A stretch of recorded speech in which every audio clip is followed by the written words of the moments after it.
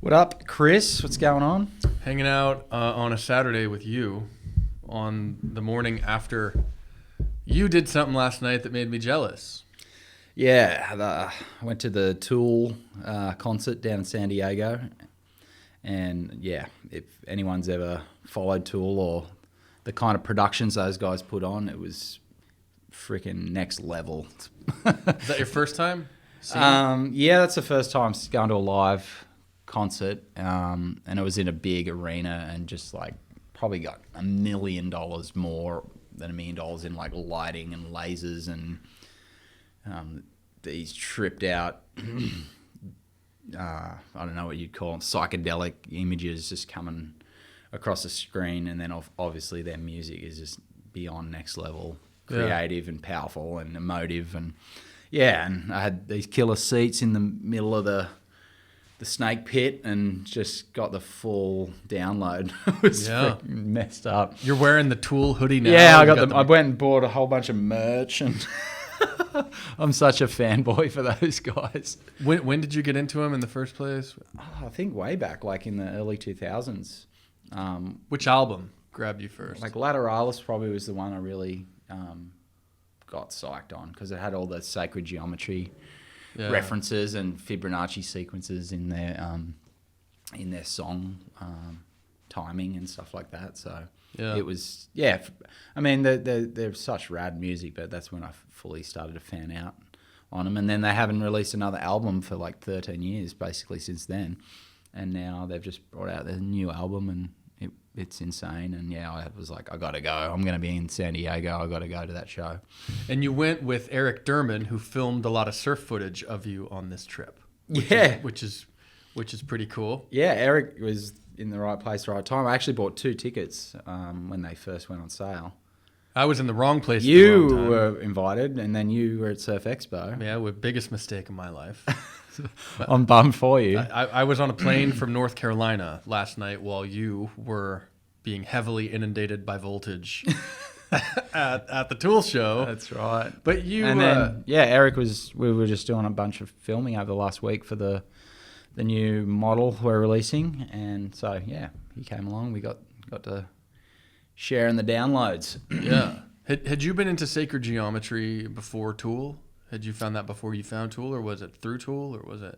I don't know. It was probably before Tool, but it was around about that time that I started being interested in it and wrapping my head around all the mathematical sequences that have these patterns, and they create all these beautiful mandala shapes when you align all these mathematical sequences together. Yeah. So that was super interesting, and it was just a general interest thing. It wasn't something that I was trying to apply to surfboards at that point in time, and then once I heard music that was written that way, and then I was like, oh, you can write music that way. There's art that's inspired by sacred geometry, and then and then eventually I was like, well, I wonder if you can build a surfboard. Applying that kind of stuff. So it all gelled into my whole brand and persona and just my general interests. So it's good timing to talk about this stuff because you kind of today are coming back full circle with your surfboard designs to kind of where you were back at that stage. When did the surfboard that's coming out now that you designed, the El Tomo, when did like the seeds for that get planted? When did you start on the design kick that you're revisiting now? And what was that experience like? Yeah, well, I guess the best place to start was when I kind of moved away from the traditional shortboard design at the younger point of my shaping career and the latter part of my surfing career, I guess. So in like 2004... I guess when Richard Kenvin came down to Australia for his first trip, when he was like seeding the hydrodynamica project ideas and bringing out all these old school San Diego fish designs by Steve Liss and Rich Pavel and Larry Mabel, he brought out all these really cool retro fish, Yeah, to where you live in Lennox. Yeah, and to Australia, and to Lennox Head. And he was trying to connect with Dave Rastovich to do some filming, because Rasta was the kind of the fish guy back then, and still is today. But he was like the kind of number one performance free surf guy on to ride fishes. So RK was trying to connect with him, and through my old man, who was doing some filming of Rasta for the Blue Horizon movie with Andy Irons and Rasta back in the Jack early... McCoy? Jack McCoy, yeah. So my old man was filming with Jack and with Rasta at the time. So they had Richard tried to jump in and see if Rasta could ride some of these fish boards. And at the time, I think Rasta was busy or away on a trip or something. And then I happened to be around and met Richard in the water and went, hey, I'll ride some of those boards. They look super fun. I was genuinely interested in how those boards were like flying along the water, and they were super short and they just looked like fun, basically. So I end up jumping on a few and really kind of gelled with them. With my surfing kind of really suited those style of boards. And our audience would understand them as just really traditional fish, right? Yeah, like a traditional liss fish, like parallel rail line, like originally a kneeboard. They were a kneeboard design originally. Steve Liss was a kneeboard rider, and he created that design for kneeboarding. And I think through a series, maybe he started doing some stand-up ones, or through the collaborations, him and Skip Fry were kind of doing a parallel of that design in the late 70s. And maybe tell us a little bit of who is Richard Kenven and what was Hydrodynamica at the time. Anyone listening can go to Instagram and look up Hydrodynamica, and that's Richard Kenven. Who is Richard, and kind of what's his backstory a little bit?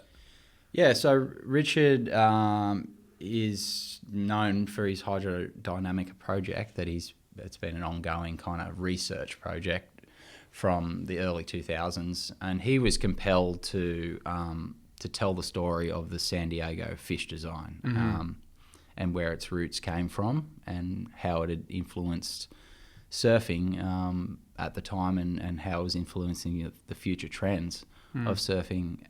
So he kind of started this journey just about to tell the story of this fish, and then he did research back further and found out there's a lot of influence coming from older generation of San Diego surfers, especially Bob Simmons in the 1950s, who created these crazy short, wide planing hulls with two fins in the 50s, like way before anyone thought about doing multiple fins systems, and like talking about design features like lower drag and less resistance and all these aerodynamic kind of theories going into his board. So it kind of went down this rabbit hole of this history of this design, and this Bob Simmons guy, and then it just kind of expanded from there into this grand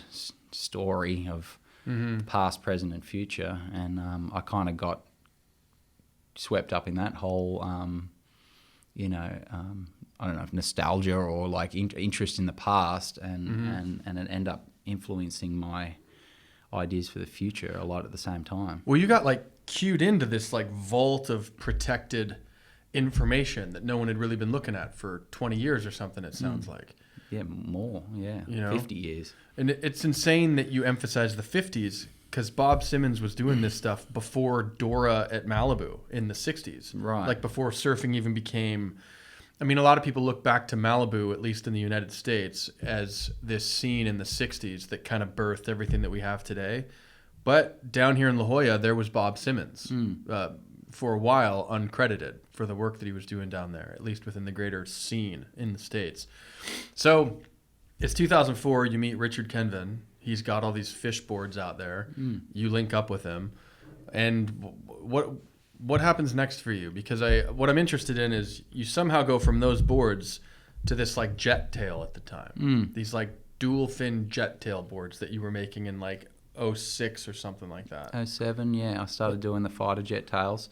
Yeah, so I guess from that time in 2004 when RK came down, we filmed a bunch on these boards. He came back to San Diego shortly after and shared this footage of me riding these boards from Australia, and it caused a bit of a buzz with the guys who were making those boards at the time, those initial cane garden companies and Rich Pavel and those kind of guys who were making a name. Because they're seeing somebody, this kid's ripping on these boards. Well, it was a different line. I was like approaching a wave like I normally approach a wave on a short board, but I was doing it on these retro fishers, and it was a really different line, I guess, that I was taking, and people were approaching it over here at the time. So through that, I got invited to come over and to surf the boards and talk about sponsorship opportunities, and also to begin shaping and collaborating on doing like a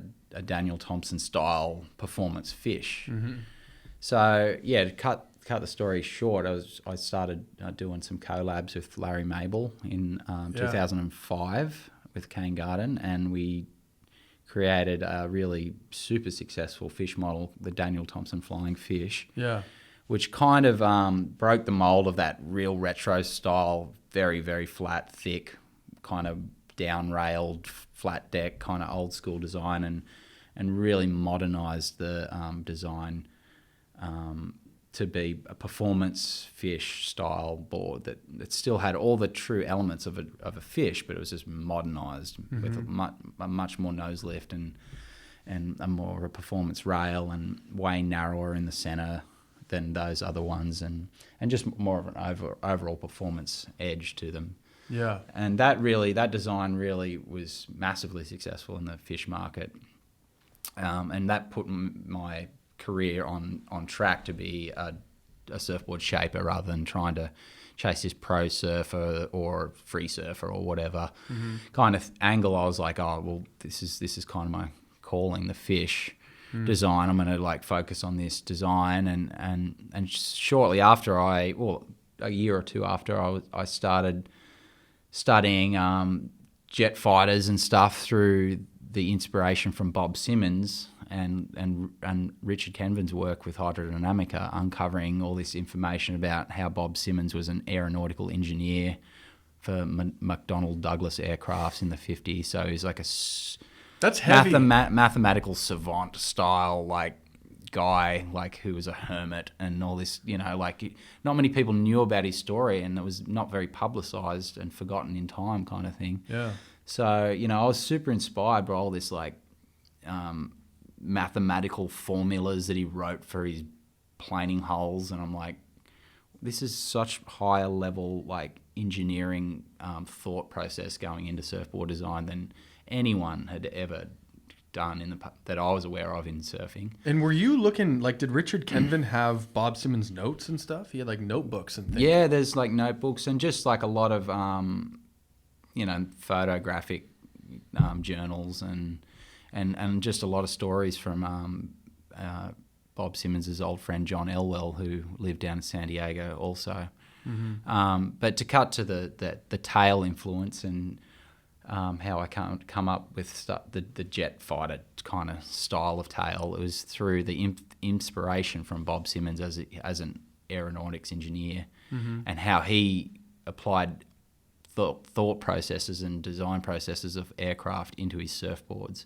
So to me, at a certain point, I was like, well, if Bob was doing that in the 50s and looking into the aircraft design to inspire a surfboard, why can't I look at the most cutting edge aircraft of the modern era today and the military aircraft and go, well, what can I learn? What can you learn about foils or wings or wing profiles, and what can we learn from that that medium of of high speed aircrafts moving through air, and how that is so similar to a surfboard moving at, say, 30 miles an hour through water. I mean, there's some similarity of the velocities of the fluid, that could potentially be have some benefit to a surfboard. So I started looking at the wings of the tails and going, wow, look at those angular diamond wing profiles to help these jets turn at high speeds and make radical maneuvers at high speeds, and also to reduce the drag on the aircraft, let the air release cleanly and crisply off the tail without any turbulence, you know. So I was like, well, I'm going to do a tail like that. I want to do a tail that is reducing the drag of that traditional double pintail fish, which is kind of like a pretty high drag tail. Yeah. It slows the board. It kind of sucks the water a little bit in order to get control of that wide tail block. Mm-hmm. And it's functional, but I thought, well, if you can reduce the drag and get the board moving much faster, but still create a certain angle there that it holds, it allows the board to grip the water and hold through the turn, then that would be an innovation. It's a modern innovation of a Simmons design, you know? Yeah. So you took Bob Simmons' approach from the time that he was alive, and you just took that approach and you applied it to the present day. With, like, he was looking at aeronautics at the time, and you went and took his approach and looked at aeronautics of the present. And that's where a lot of your insights came from. Yeah, I guess without without all the engineering degrees and all the rest of it, you know, right. I certainly won't claim to have the same, you know, approach. But, you know, the idea was sown through Bob Simmons's work, and then I've just gone about trying to understand it the best as I can through a variety of different studies of naval architecture, literature, and even to CFD programs more recently with Riccardo Rossi and stuff like that, just getting as much of a grounding in the engineering sense of fluid dynamics and surfboard design as I can, with the influence of the aeronautical industry as well. So that jet tail that you came across when you sort of felt like you had an improvement or a less draggy version of a traditional fishtail that you've since applied to the El Tomo today, do you remember your first surf on that jet tail and what it felt like and what went through your head? And was that like a lightning bolt going off in your head? Do you remember that? Was it like elation when you realized, oh my God, like I figured something out? Totally. I mean, for me, where were you? Where were you surfing? It was at Lennox, you know, like that's where I was living at the time in Australia. And as soon as I started applying those tails, the boards just like freed up immensely, and I immediately knew that design direction, you know, that was the second big step in my design career, where I went from shortboards to fishers and started doing these performanceier fish, and that gave me some success and a style of surfing that I really that appealed to me. And the second stage was the jet fighter tails, applying that to that new performance fish outline. Yeah. And then that was another big like breakthrough in like, wow, these boards are so unique now. They're totally different than anything that anyone had done that I was aware of previous to that. Mm-hmm. And they were just an amazing free-flowing feeling underfoot that really resonated with all this historical fish and planing hole stuff from San Diego in the early days. So for me, it created a sense of knowing my direction and knowing my purpose and knowing what I wanted to achieve in surfboard design, and it really set my career in a positive direction that I, you know, continue to evolve with from that point on. I remember seeing those tails for the first time. I believe it was at Mitch's in La Jolla. Were they selling those boards? Yep. Mm-hmm. And I remember at the time, at least in California where I was living, you very much did have a rising profile at the time. And that must have been really exciting for you to experience. There's a photo of you that I want to link in the show notes for this episode where you're on the rocks with Dave Rostovich and you're looking at one of these tails, I think, right? Mm-hmm. What was that like for you the first time you showed it to Dave? And did he surf one? Did he not? What did he say? What was his feedback? And what was that experience like? Yeah, so the first jet fighter tails I started doing in 2007. So it would have been like a couple of years after my first performance fish journey in San Diego here, where I started doing those. So from 2007 I started playing with different variations of angular fish tails. So kind of like jet, if you look at the tail fin of an F-15, there was a jet style, like it's like a swallowtail with a split down the middle. So there was a jet tail, and then shortly after, I started looking at the F22 Raptor tail, which was more of a double diamond fish, like a double diamond. And this is like really similar, like versions of that tail shape. Like if you study the aircraft precisely, it's like you can almost like cut and paste that ratio. Well, not so, but it's like if you look carefully and study the aircraft carefully and see how to apply.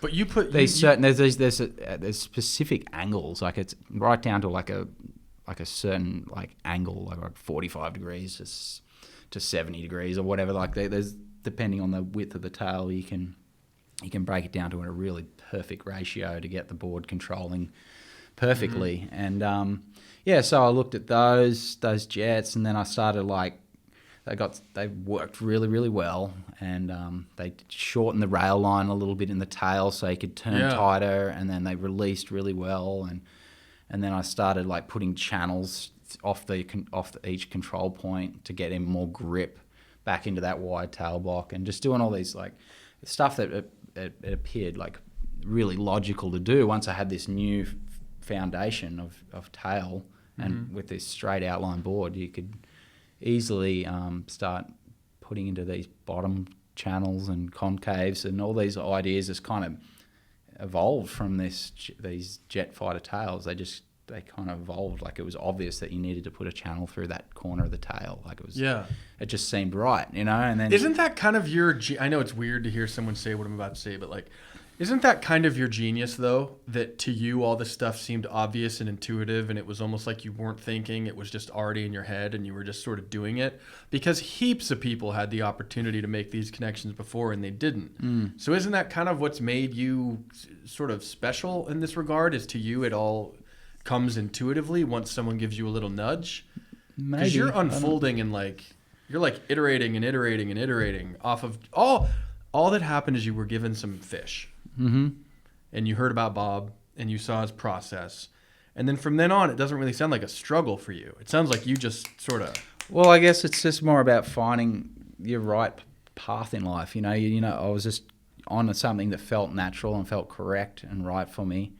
And then just through having a passion for what I was doing, I would look a little deeper into why things were the way they were with these historical designs, and I was interested to learn, and I put the time into learning because it was the feelings I was getting out of the boards that were inspiring me, like how fast I was going and still having control, and to me it was so much more of a stimulating way to surf a wave. So it was a lot of natural pull for me to keep going with this kind of style of design. So I was really motivated and interested, and was I felt like a student of learning. Like there's this whole vault of knowledge right in front of me that I've just discovered. Like I need to keep digging and digging and digging and trying to find, you know, this holy grail that's hidden behind the veil of you know, so that's behind the smoke screen. That's what it felt like to me, and I felt like I was the only one that was aware of this, and I had this opportunity to dig. So I was like super motivated just to keep like I could see this like future surfboard, you know, right there in front of me, and I just wanted to keep figuring it out. How do I keep, you know, evolving this design really quickly?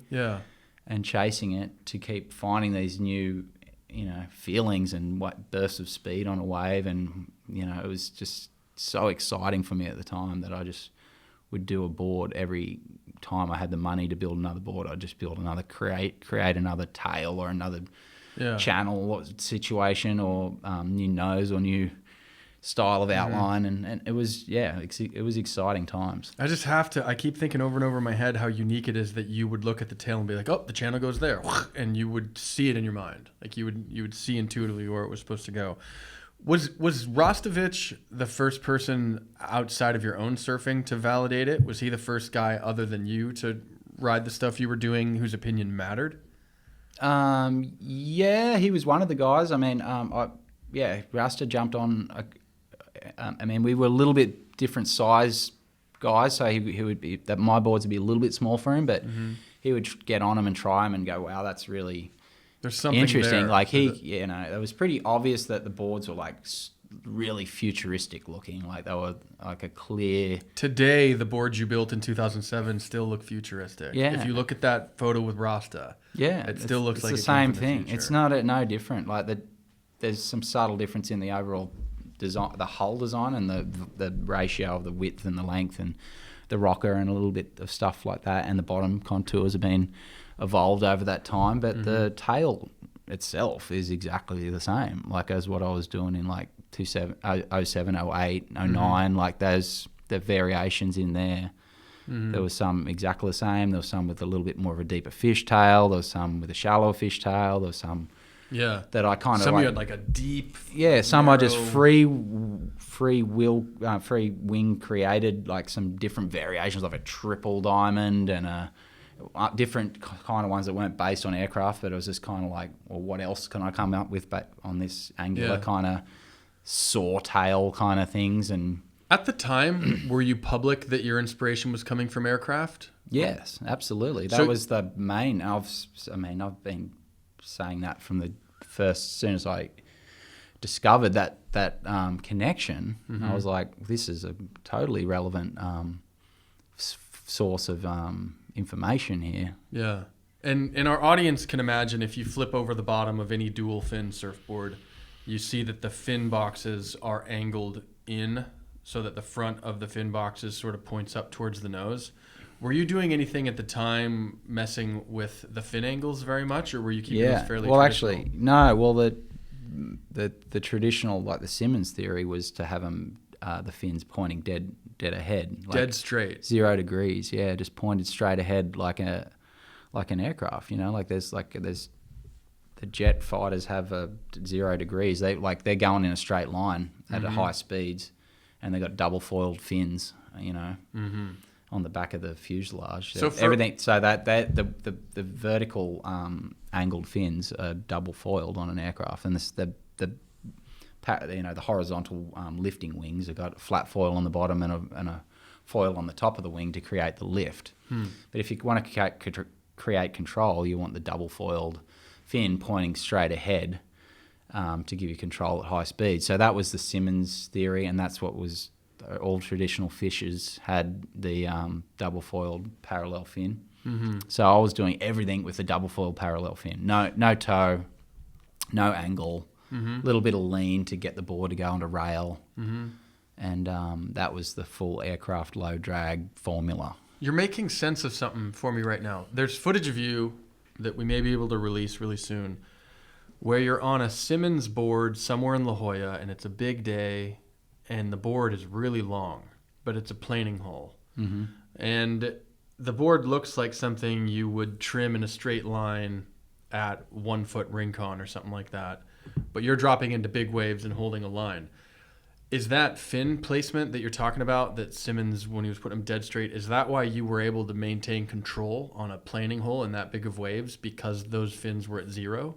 Totally. Yeah, no, that's a massive part of the control mechanism of those big wide-tail boards, or any wide-tail board. If the further back you put your fin on the rail and the tail, the more control you're gonna have. And if you put them at a parallel, 0 degree set with a wide base, you're going to create a lot of grip to the surface of the water and have very low drag.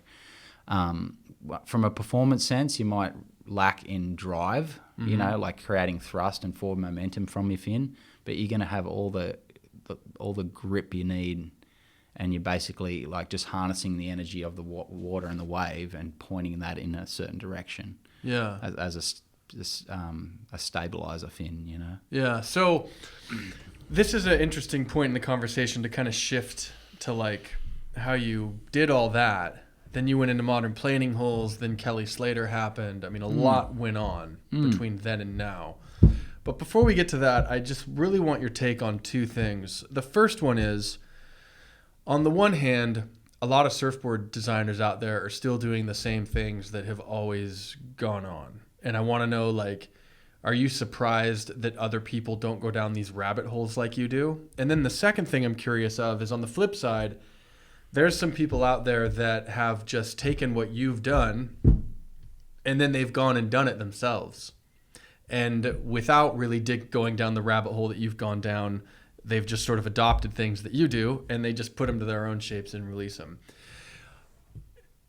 Is that flattering when people imitate you? Does it annoy you when people imitate you? Does it get you excited that at least they're thinking outside of the box? Are you disappointed that other surfboard designers don't go down rabbit holes like you? Do you feel like they should? Like, do you like that you're the only guy off here in your own little territory?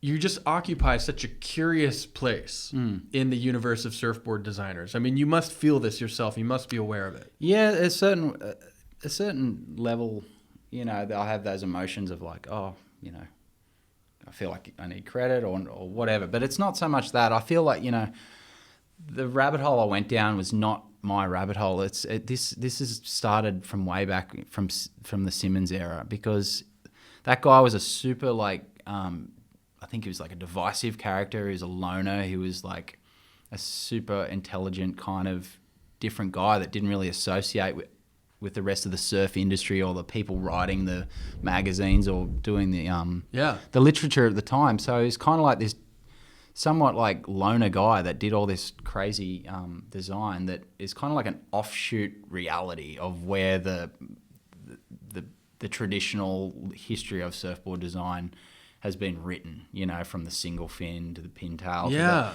to the you know, the shortboard evolution to, like, you know, the Dick Brewer shorter, needlier tail style boards of the 70s, and then the McTavish shortboard revolution, then the Greeno. I mean, the Greeno is more aligned with Simmons than traditional, like, displacement pintail kind of single fins, or as, you know, tails started coming in the 60s, you know. You know, Greeno's more aligned to the Simmons stuff, but it's really interesting. Like, there's this like split reality of like this whole world of planing holes and speed craft that are more aligned to like boating, you know? Yeah. They're more aligned to like the world of naval architecture and boats and speed boats and planing discs, and, you know, so for me, I kind of broke off my, you know, where I learnt how to build surfboards based on this displacement hole kind of thruster, you know, pointed nose thing that everyone does. That's kind of like the known family tree, if you will. Yeah. You know, so I feel like I'm kind of like on this other side of like this counterculture style of designer. You're in an alternate universe. Yeah. It is an alternate reality. And for me, like, I've always said I respect all good shapers out there who do good work and they've put years into refining their crafts. But I just feel like I've always worked better and always been in my own little alternate universe of surfboard design where I don't really I don't really care so much. I just don't really resonate with the rest of the surfing industry in a sense of their thoughts, ideas, what's cool in the media, or it's just like I know what I want to feel when I ride a wave, and I know, you know, this stuff I've already done has been so meaningful for me in my career, and what I feel like I've been able to give back with this, you know, journey. Absolutely. That's all I care about. You know, I don't really give a shit if someone copies it or does whatever they want. They'll have their reasons. They'll probably say they were doing it before me, and maybe they were. I don't know. Like I don't know, and I don't really care. But all I know is I've had a really genuine creative path in my career, and I feel proud of that. And I feel like I've given a lot of unique innovations to the sport. And for sure. You know, anyone who pays attention to my career and has paid attention will know that to be genuine, and that's all that really matters, you know. And if people love my stuff and keep writing it, then that's awesome. And it's interesting too that for you, your stuff has gotten enough attention that when someone else does something that you do, 9 out of 10 people that see it recognize it as being derivative of your work.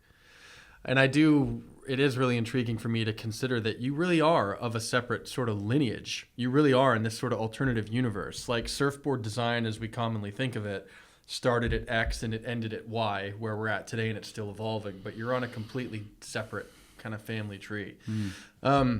You're here today. The El Tomo is coming out.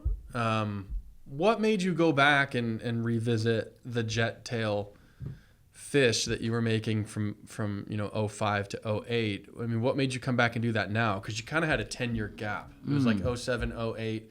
Then you got into modern planing hulls. Kelly Slater happened, and now we're sort of after that interim 10 years. You're back, and it's a quad. So I guess my first question is, like, why are we at a quad fin setup with this tail now?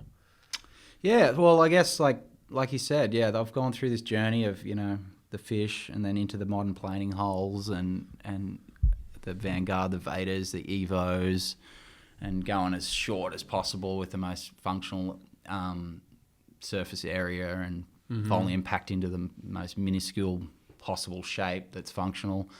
And that was an incredible journey. And then obviously Kelly came on board in about 2015, and then the opportunity to work with him kind of took me back into the world of shortboards, which he wanted to ride for the contests, So you probably wouldn't have gone into that without him. It was really the collaboration with him. Pretty much, and Stewie qualifying as well, and me working closely with Stu Kennedy, So those two guys were on tour at the same time, and I was having the opportunity to shape for both of them, which was huge. That's nice. And also I wanted the challenge. I enjoyed the challenge of wanting to create regular shortboards on a comparable level to the best shapers doing those boards. So was it exciting to know that you kind of in your mind were handicapping yourself and you could still compete with them? Yeah, I don't know if I was handicapped, but I wasn't putting a lot of energy into that shape. But I was like, all right, well, I feel like I've learned a lot and done a lot of study, and I did have that history of shortboards prior to the departure from the norm. So I knew what I was doing. I had templates, I had rocker curves, and also I was learning the CAD software pretty well at that time. I knew I could pull off some really functional designs, and even more so, I put a little bit of the DNA from the planing hull world into them to try and spice them up and give them an extra flare up, like we did with the SKX, which was a really functional, successful design, even though it's a traditional shortboard shape.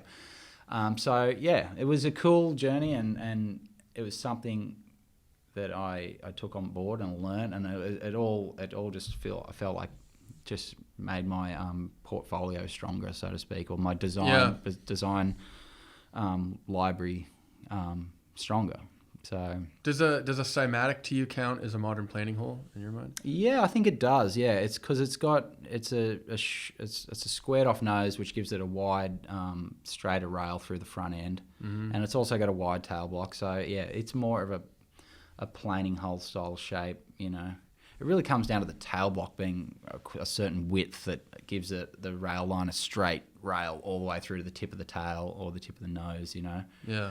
Is kind of a planing hull in my mind, designed for speed more than for maneuverability. Yeah. Although through a variety of different tail shapes and contours and rockers, you can make them maneuverable.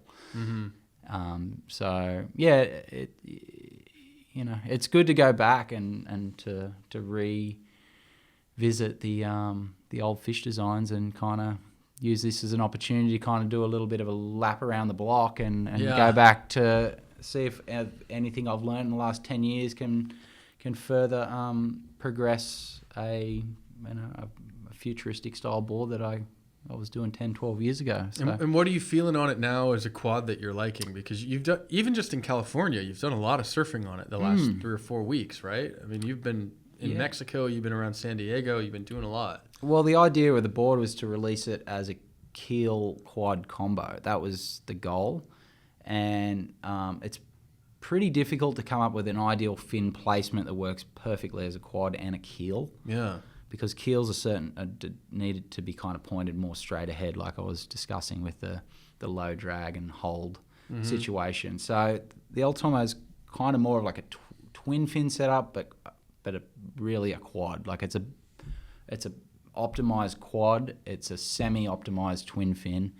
And who knows, maybe we'll do it as a straight up keel in the near future too.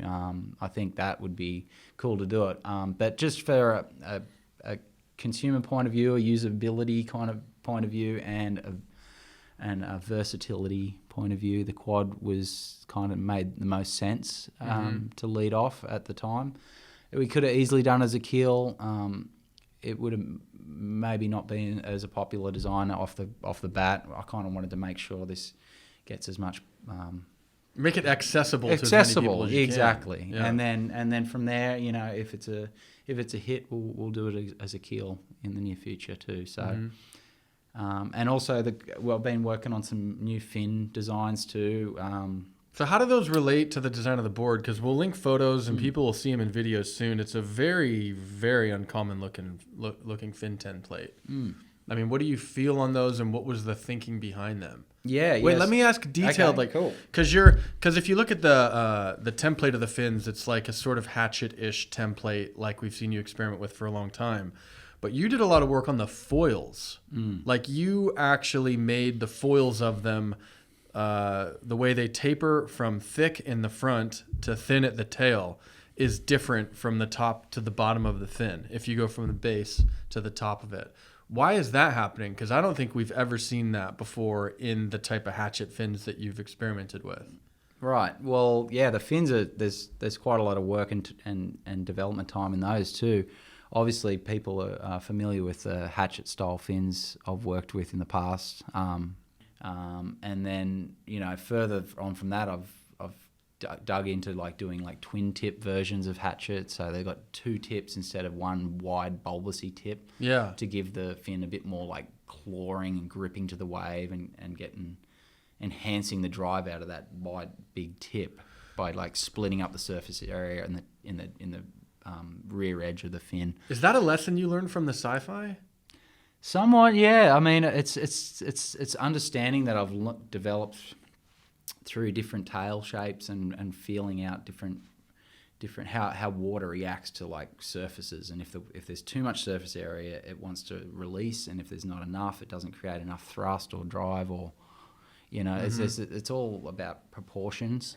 Yeah. And then it just made sense to kind of experiment with some different trailing edge shapes on a hatchet fin to give it more grip and more hold to the water and therefore more thrust and enhancing that drive and thrust through the water. And also then again playing with foils of the fins to have the fin flexing in the way you want it to flex. So you're controlling the flex pattern so it's stiff enough that it doesn't wash out, but flexy enough that you're getting as much thrust as possible. So, what material did you choose with Futures? Just a foiled fiberglass. Yeah, just like traditional foiled fiberglass. I feel like is, without getting too technical with like sandwich structure or carbon angular.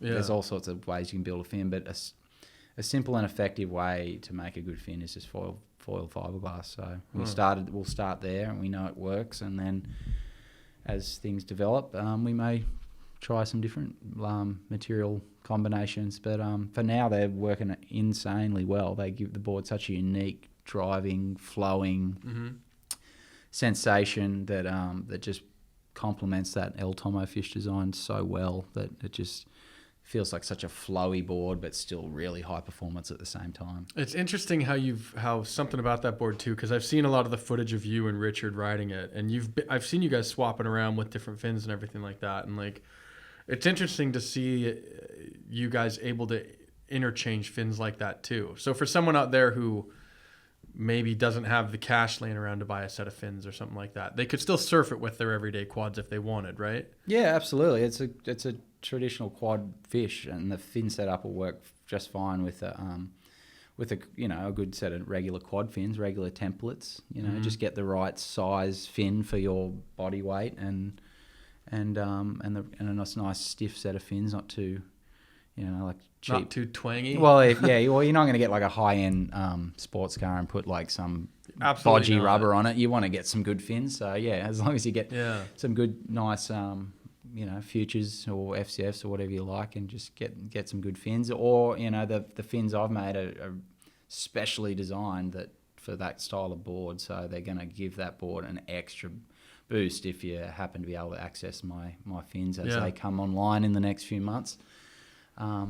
Stoked. then they'll be good. And also those fins will go great in a whole bunch of designs, like sci-fi, cymatic, or even other shapers boards. I'm sure they'll work good in too. So I think they're going to be a really good, a really good unique fin contribution to the market, and hopefully get some success with that as well. The fin market needs it, man. The fin market. I mean, you look at so many of these fin templates look totally the same as each other.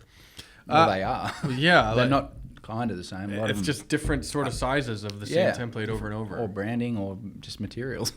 Yeah, it's pretty generic in a lot of sense. Anyway, so that's going to be a fun project in the next foreseeable future, to keep like trying to experiment with fins and kind of add that to my to my string of things I do as a designer. Well, I know you have a lot more coming in 2020 as well. I know there's a lot more unfolding for you outside of just the El Tomo and the fins. There's one thing that I want to zero in a little bit on. Wow, we've been gone for 45 minutes, man. I get wrapped up in convos with you. You said something a while back when the Evo came out. You were talking about how the Evo sort of feels like it rides a little bit on a boundary layer, like this sort of thin layer of water that's sort of, I mean, how do you describe what a boundary layer is?